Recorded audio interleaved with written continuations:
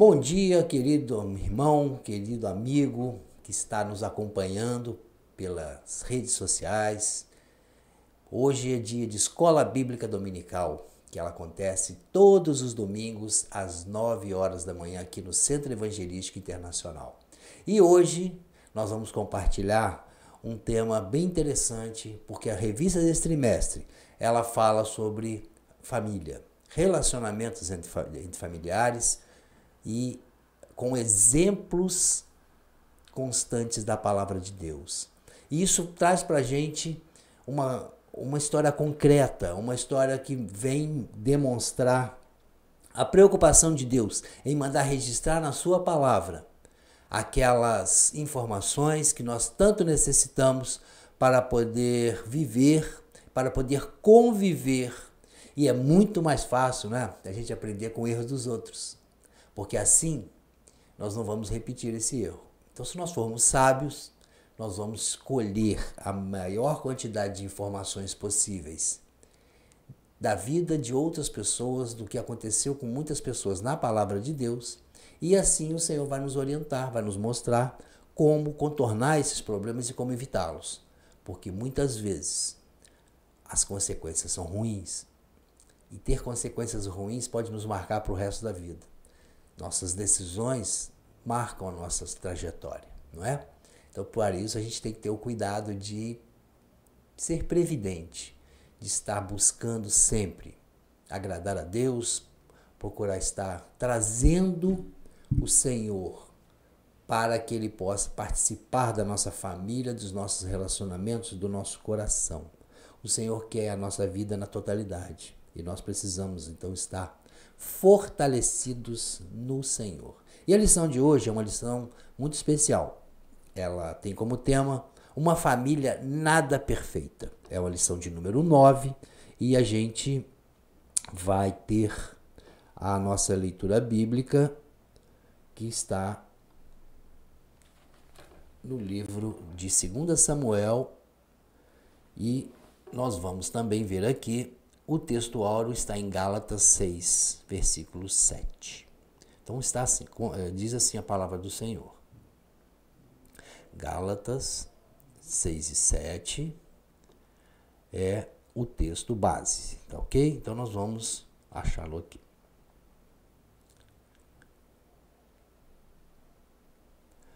Gálatas 6, 7 diz assim: Não erreis, Deus não se deixa escarnecer, porque tudo que o homem semear, isto também ceifará. A verdade prática vai nos dizer que tudo o que os membros da família plantarem, colherão. Esta é uma lei universal que pode ser constatada na própria natureza. A leitura bíblica está no livro de 2 Samuel, capítulo 3, de 2 a 5, de 5 a 13, de 5, versículos 13 e 15, e depois no capítulo 12, de 10 a 13, a primeira parte do versículo. Então vamos lá. 2 Samuel, capítulo 3. E a Davi nasceram filhos em Hebrom. Foi seu primogênito Amnon, de Ainoã a Jezreelita. E o segundo, Quileabe, de Abigail, mulher de Nabal, o Carmelita. E o terceiro, Absalão, filho de Maaca, filha de Talmai, rei de Gesur. E o quarto, Adonias, filho de Agite. E o quinto, Cefatias, filho de Abital. E o sexto, Itreão, de Eglá, também mulher de Davi. Estes nasceram a Davi em Hebrom. E tomou Davi mais concubinas e mulheres de Jerusalém, depois que vieram de Hebrom, e nasceram Davi mais filhos e filhas. E estes são os nomes dos que nasceram em Jerusalém: Samua, e Sobabe, e Natã, e Salomão, e Ibar, e Elisua, e Nefeg, e Jafia, Elisama, e Eliada, e Elifelete. 2 Samuel, capítulo 12, versículo 10. Agora, pois não se apartará a espada jamais da tua casa, porquanto me desprezaste e tomaste a mulher de Urias, o heteu, para que te seja por mulher. Assim diz o Senhor, eis que suscitarei da mesma casa mal sobre ti, e tomarei as tuas mulheres perante os teus olhos, e as darei ao teu próximo, o qual se deitará com as tuas mulheres perante este sol. Porque tu o fizeste em oculto, mas eu farei este negócio perante todo o Israel e perante o sol. Então disse Davi a Natã, pequei contra o Senhor. Então essa é a nossa leitura, que o Senhor nos abençoe, nos use, para que nós possamos conversar sobre essa passagem da palavra de Deus, que é de um homem segundo o coração de Deus, o rei Davi. O rei Davi é a referência de santidade, de dedicação, de relacionamento com Deus, de homem rápido em perdoar, de guerreiro, de pessoa que está sempre vitorioso. Quem fala em Davi lembra de vitória, lembra de ousadia, lembra de confiança no Senhor e fé. Davi sempre teve essa imagem de guerreiro. Mas nós vamos ver que o Senhor aqui quer nos mostrar passagens, pontos e temas dentro desse trecho da palavra de Deus para nos orientar, para nos dar uma direção certa para que nós tenhamos bons relacionamentos. A vida é composta de relacionamentos. Deus é um Deus de relacionamento, tanto que Deus vinha todos os dias, na viração do dia, até o paraíso conversar com Adão e conversar com Eva. Dessa forma, nós percebemos que o Senhor tinha prazer em se relacionar com a coroa da sua criação, que é o ser humano. Ele fez todas as coisas numa ordem lógica, numa ordem já pensando no homem, que seria a última parte da criação, a coroa da criação. E Deus tinha prazer em se relacionar com o homem. Porém, o pecado separou o homem de Deus, criou um abismo entre o homem e Deus. E com isso, o homem foi amaldiçoado e a terra também. E a natureza humana então ficou imperfeita, a natureza humana ficou falha, mortal, doente. A natureza humana decaiu por essa atitude de Adão e Eva desobedecendo ao Senhor. Então o pecado trouxe então essa separação. E nós percebemos aí que Deus quer voltar esse relacionamento a partir de Gênesis 3,15. Ele diz que ele restauraria o relacionamento dele com o ser humano teria que ter um sacrifício e a semente da mulher, ela pisaria a cabeça da serpente. Já era então uma promessa que Jesus Cristo, o seu Filho amado, viria para restituir, restaurar, reconstruir o relacionamento do homem com Deus. Porque o homem, pelo pecado, ele próprio se afastou e criou esse abismo entre Deus e ele. Com isso, Deus promete a solução. Deus quer que nós venhamos então a ter esse tipo de relacionamento com Ele todos os dias. Deus tem prazer em ouvir os seus filhos orarem. Deus tem prazer em falar com seus filhos por meio da sua palavra. Deus é maravilhoso e Ele quer me orientar e te orientar hoje com essa parte da palavra de Deus, com esses exemplos da vida de um homem tão abençoado, mas que em algumas áreas ele precisava muito aprender. E nós vamos aprender com os erros do rei Davi. Tá bom? Então nós vamos falar sobre essa orientação de Deus. Como eu falei, Deus criou o homem com muito carinho, com muito cuidado, muito zelo.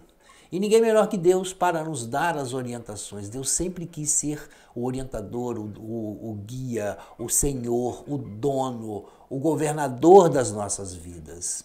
Mas o homem acabou se afastando dele e o homem muitas vezes quer ser o seu próprio orientador, ser o seu próprio dono, ser o seu próprio guia. Mas quando nós fazemos isso, nós, com toda certeza, nós não seremos bem-sucedidos. É um fato. A própria leitura bíblica que nós lemos, né? O texto base, falou que tudo que o homem plantar, tudo que o homem semear, ele vai colher. E se o homem colhe autossuficiência, ele vai colher problemas sérios, porque sem Cristo nós nada podemos fazer. Jesus já declarou isso. Sem mim nada podeis fazer. Então essa é a nossa grande verdade e nós precisamos ter esse cuidado de estar sempre dependendo do Senhor. Por quê? Porque nós vamos ter os exemplos vindo da palavra com Davi. Então Deus, com esses relacionamentos todos que Ele quer restaurar com Ele, principalmente, Ele atribuiu ao ser humano, o homem e a mulher, uma missão. Deus cria um ser, desse ser Ele tira um pedaço, faz uma mulher e une esses dois, tornando-os uma só carne.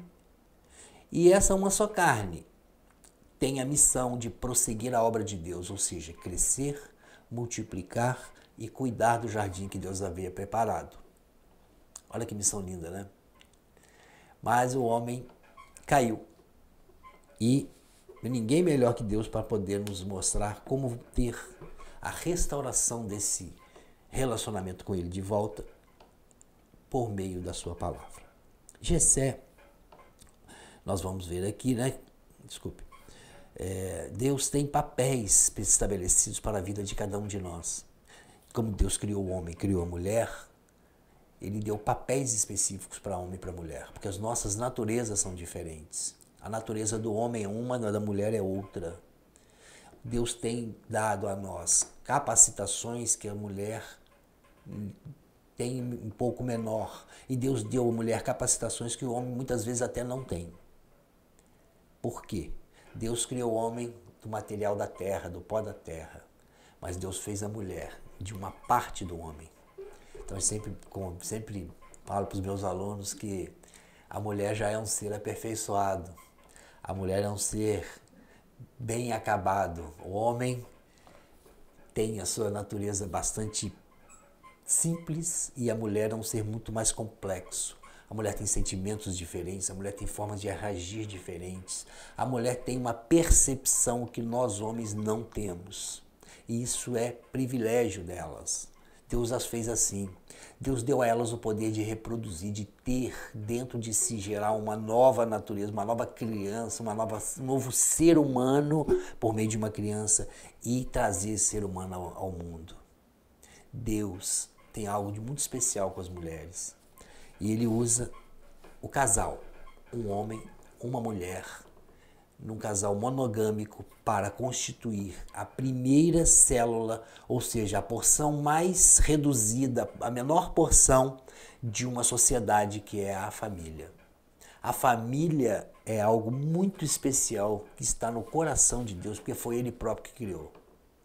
Ele fez homem e mulher, colocou os dois juntos e mandou que eles crescessem, que eles se multiplicassem, que eles dominassem toda a terra. Porque essa era a missão que Deus havia confiado ao ser humano. E com isso, Ele atribuiu esses papéis, como eu falei, de acordo com a natureza de cada um.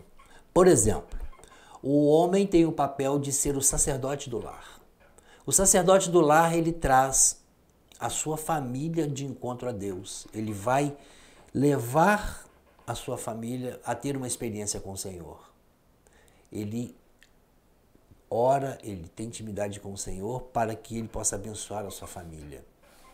O homem é o guerreiro, é aquele que está sempre na frente, defendendo a sua família, defendendo sua esposa, seus filhos, orientando eles no caminho certo, com bons exemplos, com uma vida que traga inspiração para os filhos. A mulher tem os seus papéis, é um papel de são como se fosse um radar. O radar, o que ele faz? Ele busca à distância uma ameaça, uma presença, uma aproximação, e ela falando para o marido se prepara para guerrear. Então a mulher tem uma das suas atribuições é essa. Outra é estar circulando o marido, rodeando o seu marido, ou seja, ajudando, complementando, sob a mesma missão. Então, quando nós vemos lá em Efésios 4, 22, sobre que a mulher deve ser submissa ao seu marido, não é que ela tem que ser capacho do marido, ela tem que ser uma mulher que cumpre a mesma missão, que esteja sob a mesma missão que o seu marido. Então, ela ajuda, ela colabora, ela é uma adjutora, como tem em algumas versões da Bíblia, ela é uma ajudadora idônea. Idônea é aquela que sabe o que está fazendo, tem consciência do papel dela, da importância dela no lar, e ela não vai fazer os papéis do marido, não vai desempenhar os papéis do marido, ela vai fazer os seus e o marido também. Então os dois juntos completam o plano que Deus tem para crescer, multiplicar e dominar. Então isso é algo de muito precioso que Deus deu a cada um de nós. E nós vemos que nessa passagem aqui nós temos a história do rei Davi, flashes da história dele, porque realmente a palavra tem muitos textos, muitos capítulos relacionados com o rei Davi. O rei Davi foi o segundo rei de Israel, ele sucedeu o rei Saul, e antes dele ser rei, ele era um menino muito magrinho, ruivo, e ficava cuidando de ovelhas.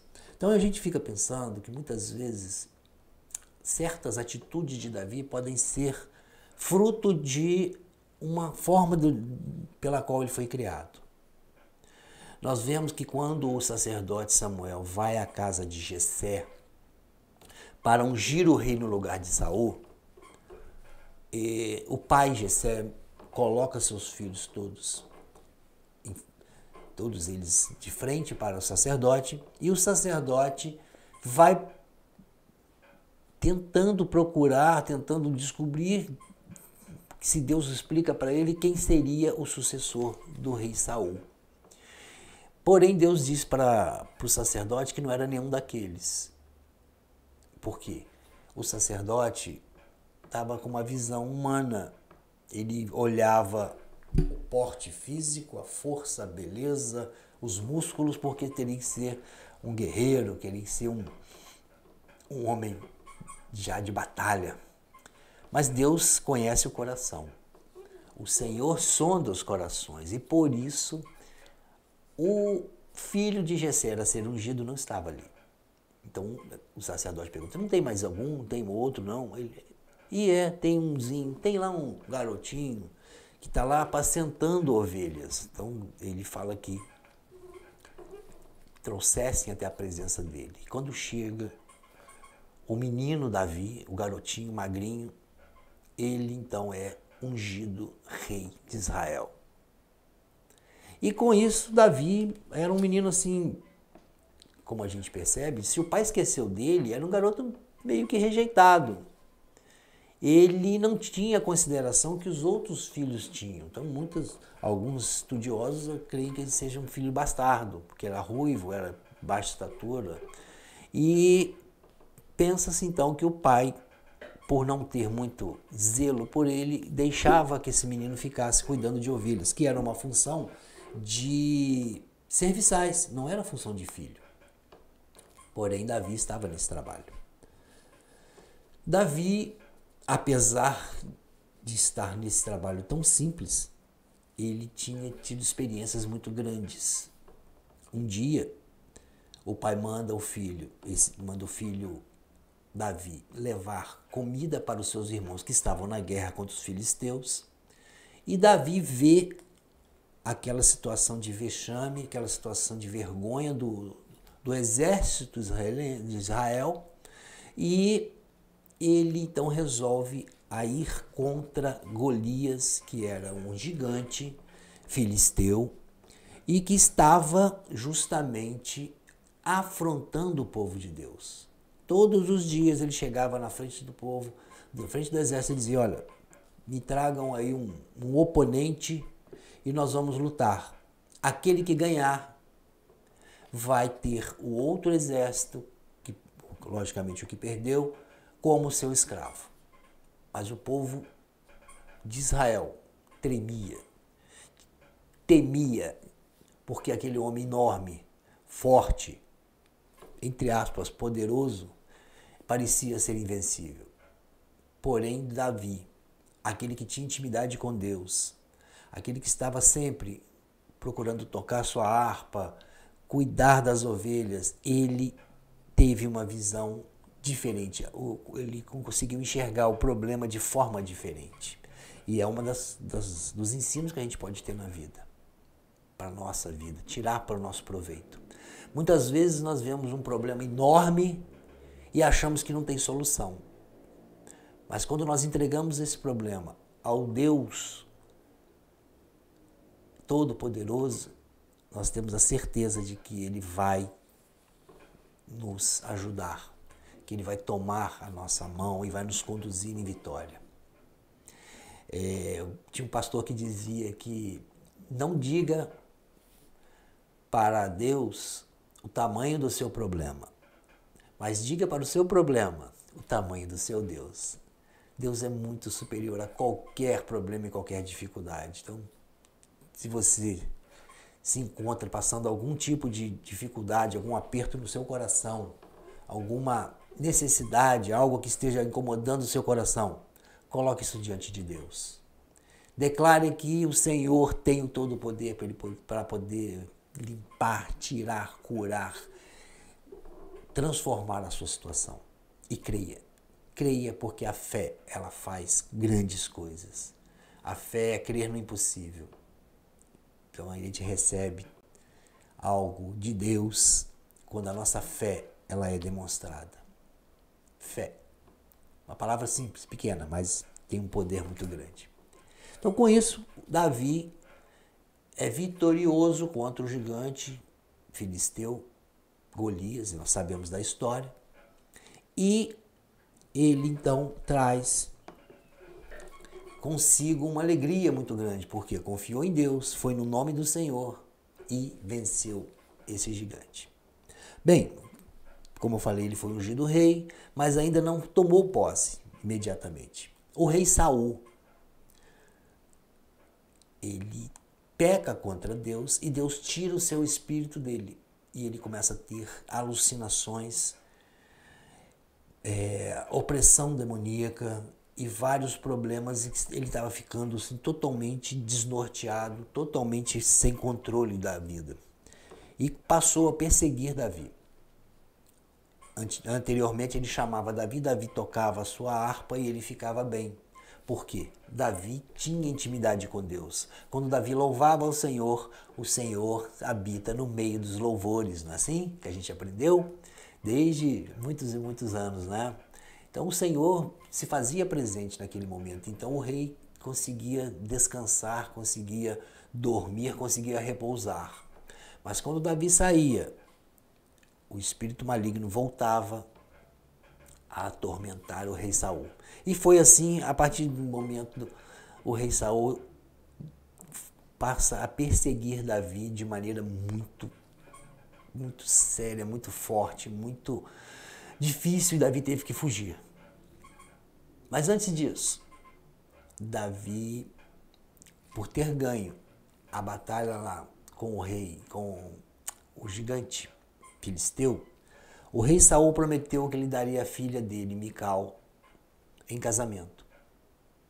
Então Davi viu ali uma oportunidade, é o que a gente pode inferir, é que Davi viu uma oportunidade de sair de casa. Em casa ele não era considerado como seus irmãos, ele era um tanto quanto rejeitado, mas ele viu uma oportunidade de se casar com a filha do rei e se tornar um nobre e se sair do seu ambiente de convívio. Ele então casa com Mical. Quando ele passa a ser perseguido pelo rei Saul, ele foge, mas Mical não vai com ele. Mical permanece junto do pai. Era uma princesa. Ela não ia querer ficar fugindo com o marido para as cavernas, para o mato, para lugares totalmente desconfortáveis e inóspitos. E para ela aquilo não era algo aceitável.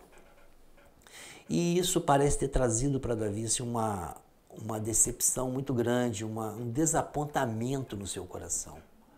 E com isso nós percebemos que a relação de Davi com as mulheres, ela sempre foi uma relação, ela passou a ser uma relação muito tumultuada, muito fria.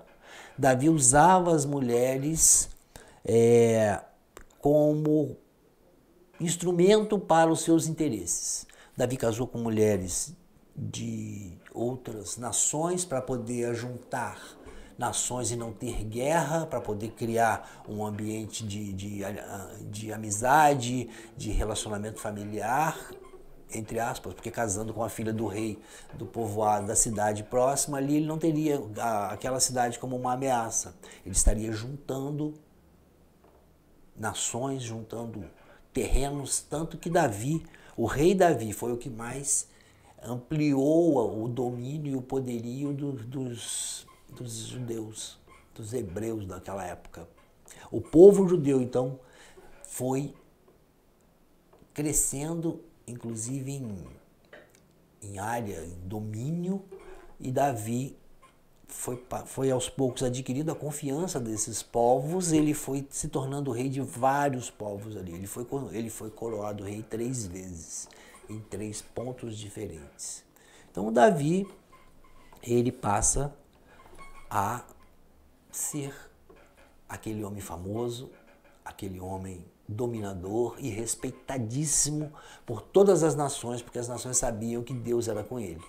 Davi tinha intimidade com Deus. Davi era o homem segundo o coração de Deus, conforme a própria palavra diz. Nós percebemos que como guerreiro, que como governador não, como rei, ele era uma pessoa realmente muito destacada.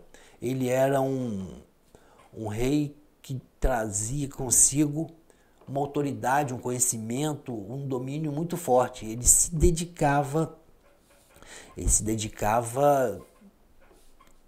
intensamente a esse trabalho.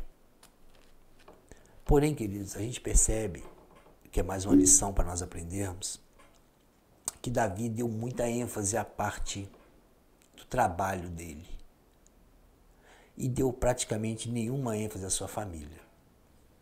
Nós percebemos pela leitura que foi feita, foram poucos versículos, que só ali Davi tinha 17 filhos de 17 mulheres diferentes.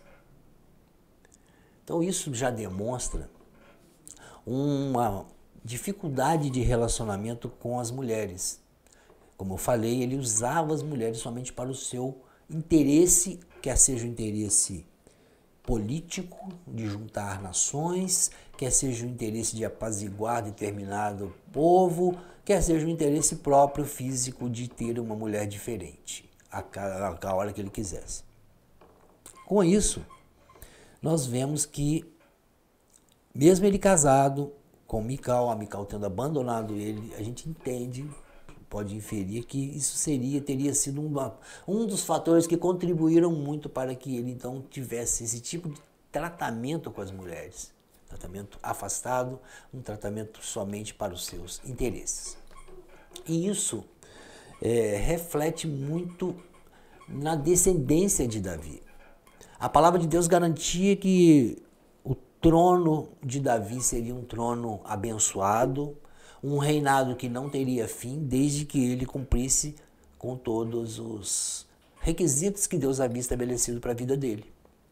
E isso a gente percebe nas leituras aqui, que Davi se dedicou muito à função de rei, mas se dedicou muito pouco à sua família. Ele era um pai ausente, principalmente por ter várias concubinas, várias mulheres. Como eu falei no início, Deus deu a receita de família certa, de família correta, de acordo com seus princípios.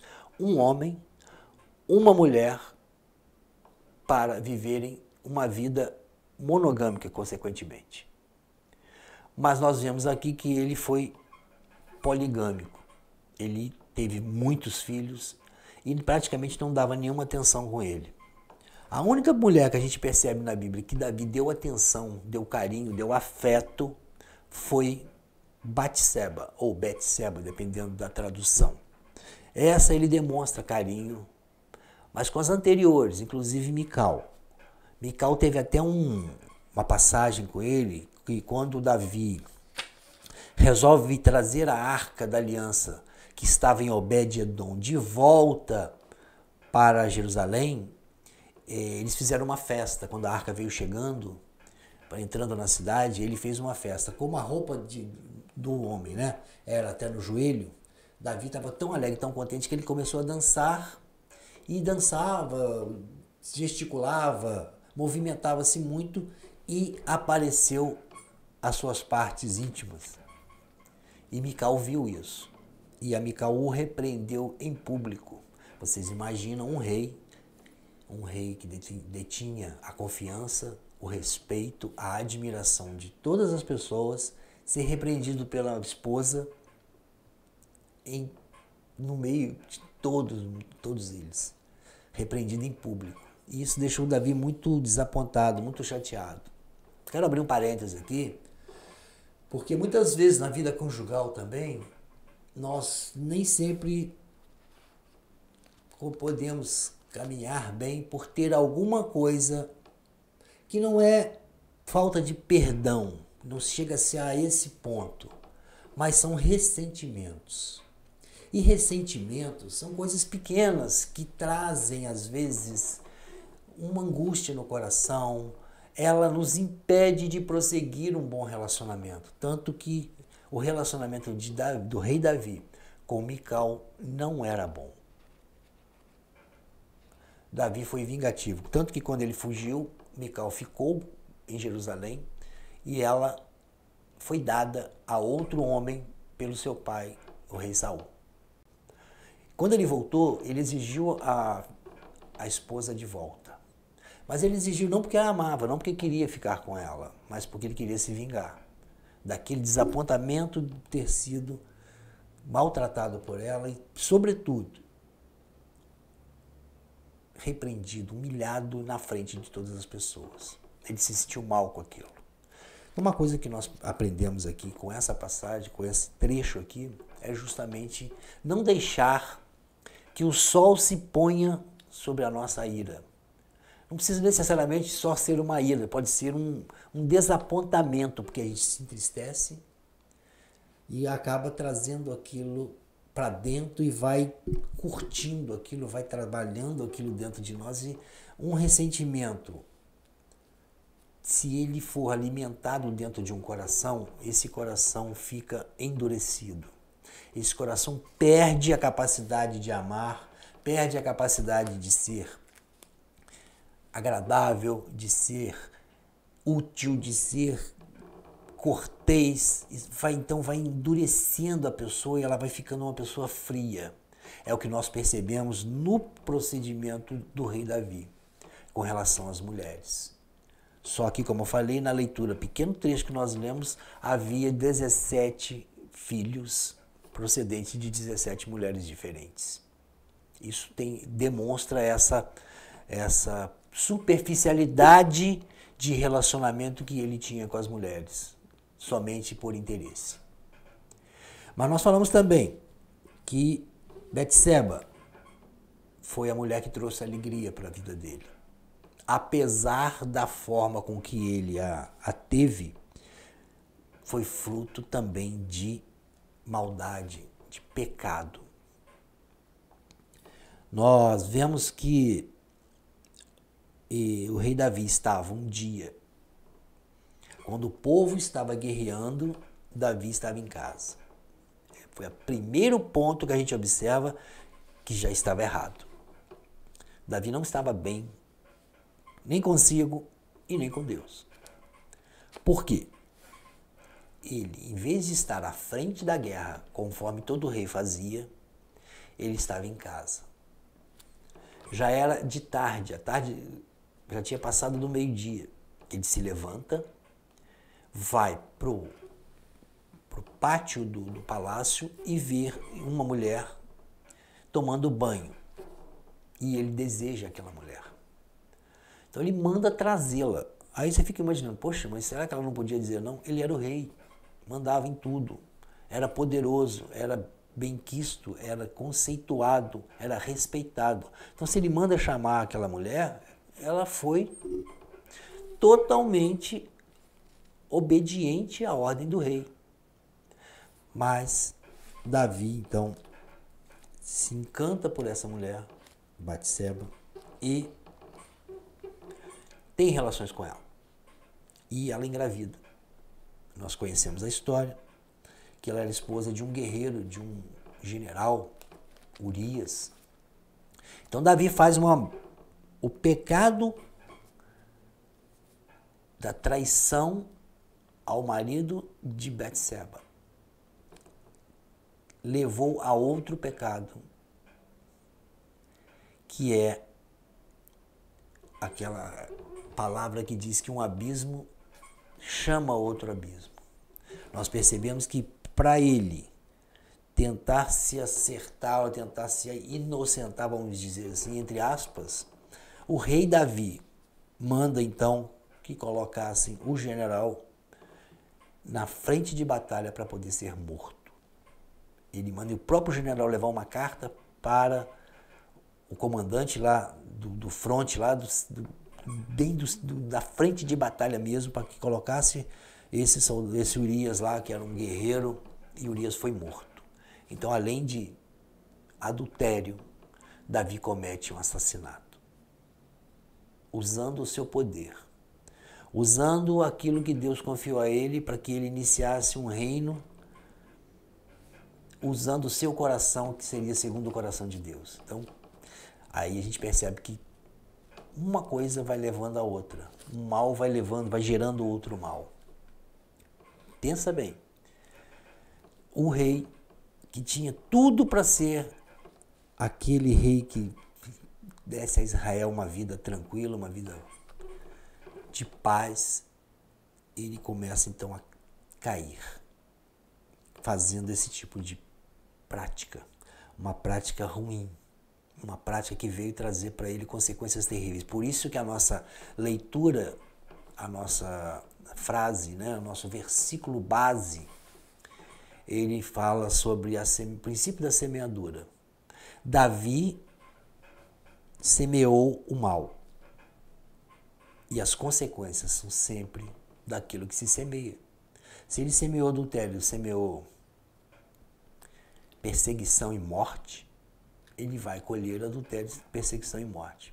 Deus diz a ele que ele faria com que ele fosse envergonhado com as suas mulheres, que seriam dadas para outros em plena luz do dia, ou seja, diante do sol, é o que a palavra disse. Com isso a gente vê que mais um ensino que nós temos, nós devemos absorver, é ter o cuidado do que a gente semeia. Quem semeia milho jamais vai colher feijão. Se semeia milho, vai colher milho. Se semeia feijão, vai colher feijão. Então já é mais uma orientação para a nossa vida. Nós devemos semear coisas boas, palavras de edificação. Devemos semear bons princípios, um bom procedimento, um bom comportamento. Nós devemos trazer para as pessoas a graça de Deus, refletir a graça de Deus, ser um farol na escuridão, onde a pessoa sabe que naquela direção, ou seja, na direção de cada um de nós, ela vai ter uma orientação para prosseguir a sua vida. Então é mais um princípio que a gente vai aprendendo. E com relação aos filhos de Davi, a gente vai ver que ele teve alguns que se destacaram, mas se destacaram também como evidências dessa colheita em função da semeadura ruim que o pai fez. O pai, a gente viu que é um pai ausente. É um pai que não tem o cuidado de se relacionar bem com seus filhos. ainda que fossem filhos de várias mulheres, pessoas provavelmente em casas separadas, mas ele era o rei. Ele podia estar com todos ali e ter um bom relacionamento com eles. Nós vimos, por exemplo, que teve o primogênito, né? Ele era Amnon. Amnon era um pervertido, ele não tinha autocontrole. E Amnon, quando viu a sua irmã Tamar, ele acabou então inventando uma desculpa, uma mentira, criou uma situação para que seu pai fosse visitá-lo e que levasse a sua irmã Tamar. Aí nós percebemos que o filho não tinha atenção do pai. O pai estava sempre preocupado com as suas guerras, com seu domínio, com seus territórios, com as suas tropas, armas, logística e estratégias, mas não estava preocupado com a sua família. O filho teve que fingir que estava doente, muito doente, para que o pai fosse visitá-lo. Somente assim o pai foi. E levou a irmã e autorizou que a meia-irmã de Amnon, que era Tamar, ela cuidasse desse rapaz, o Amnon. E nós sabemos da história que Amnon, então, estupra a meia-irmã Tamar.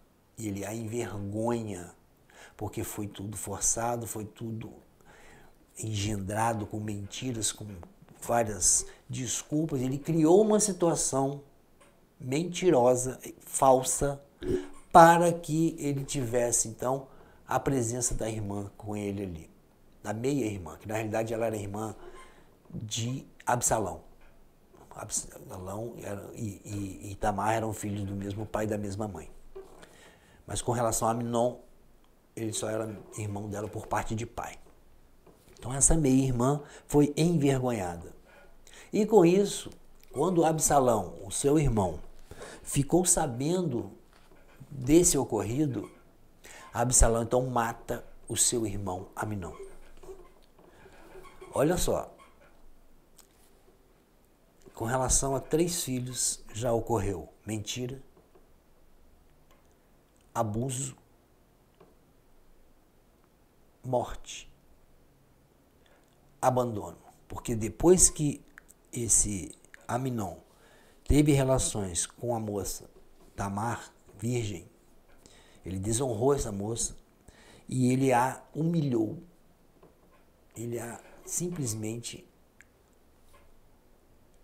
rejeitou, humilhou, colocou ela numa posição muito inferior, o que já estaria agravando a situação que ela já se encontrava por estar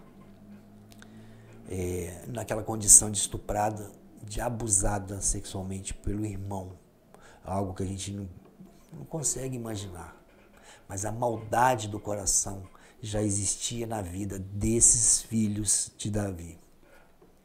O mal estava presente nessas vidas. E na vida de outros também. A gente tem aqui como exemplos esses filhos. E um pouquinho mais adiante, outro filho chamado Adonias, ele vai se rebelar contra o pai. Vai querer tomar o seu lugar e reinar no seu lugar. Absalão também faz a mesma coisa. Absalão, revoltado com o que aconteceu, por quê? Porque o rei Davi não tomou nenhuma providência com relação ao crime de Amnon, o seu primogênito, teoricamente aquele que o iria suceder. Davi simplesmente tomou conhecimento, mas não fez nada. Então, querido, mais uma lição para a nossa vida. Nós precisamos tomar uma postura de paz. Falo para você que é homem, para você que é pai, para você que casou agora há pouco tempo. Pense, você não tem filho, você analise essa situação, essa condição que a própria palavra está nos ensinando, nos ajudando a abrir os nossos olhos para que nós tenhamos a vigilância de não repetir aquilo que o rei Davi fez. Porque muitas vezes a gente só pensar na parte militar, na parte estratégica, na parte do guerreiro, muitos de nós gostariam de ser como o rei Davi, claro. Porém, como pai, como marido, eu jamais gostaria de ser como ele. E creio que você também. Por quê? Porque ele é um péssimo exemplo.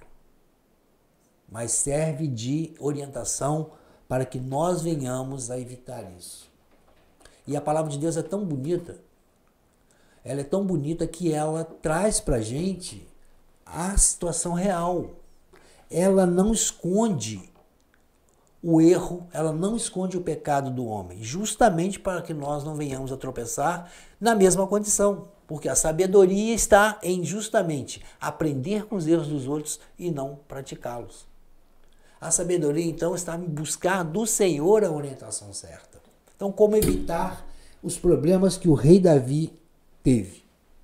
Nós precisamos, queridos, em primeiro lugar, entender os princípios de Deus, conhecer a sua palavra e saber o que Deus quer de um homem e de uma mulher, que se casam, que se juntam sob os laços do matrimônio, sob a bênção de Deus e criam a partir daí uma família.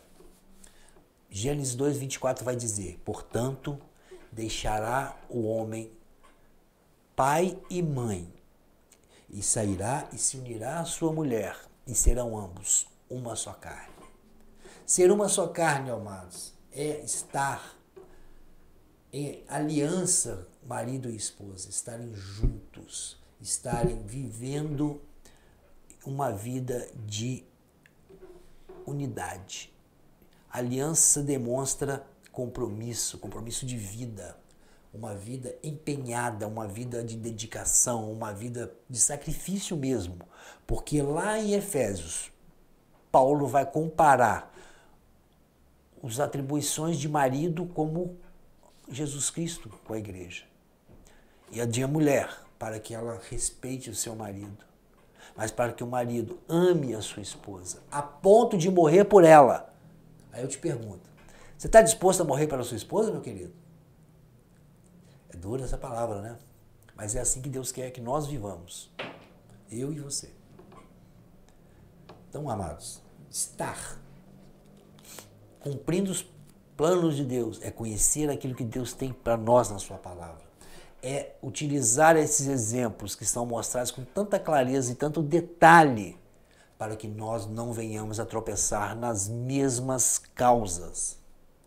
E nós temos as nossas fraquezas, nós somos seres humanos, mas nós precisamos ter o cuidado de ter na palavra de Deus a orientação certa, a direção segura.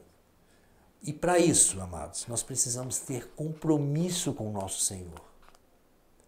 Compromisso de honrá-lo, compromisso de conhecê-lo cada vez mais, porque aí nosso relacionamento com ele, sendo cada vez mais aperfeiçoado, o nosso relacionamento com a nossa esposa, o nosso relacionamento com os nossos filhos, netos, amigos, colegas, vai ser aperfeiçoado. Deus é especialista em relacionamento e o Espírito Santo de Deus está pronto para me ajudar e para te ajudar a vencer as dificuldades, vencer a falta de entendimento, vencer a falta de força e firmeza para que nós possamos dizer não a determinadas vontades da nossa carne, a determinadas práticas, a determinadas modas que o mundo diz. Ah, isso aí é comum, isso aí não tem nada a ver, todo mundo faz. Nós precisamos ser diferentes. Nós precisamos mostrar a glória de Deus. Nós precisamos ser representantes do reino de Deus nessa terra. E é isso que Deus espera de mim, espera de você, queridos. Vamos buscar isso do Pai.